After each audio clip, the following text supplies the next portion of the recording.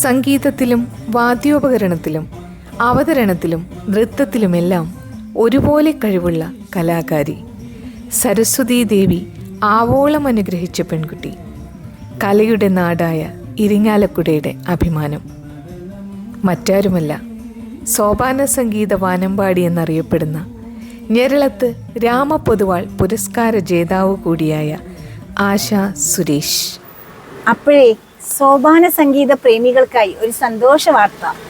സോപാന വാനമ്പാടിയും ഞെരളത്ത് രാമപൊതുവാൾ പുരസ്കാര ജേതാവുമായ ഇരിങ്ങാലക്കുടയുടെ അഭിമാനം ആശാ സുരേഷിൻ്റെ സോപാന സംഗീതം ശ്രീ കളത്തുംപടി ദുർഗാദേവി ക്ഷേത്രത്തിൽ മെയ് 3 രാവിലെ 8 മണി മുതൽ കാണാൻ മറക്കല്ലേ.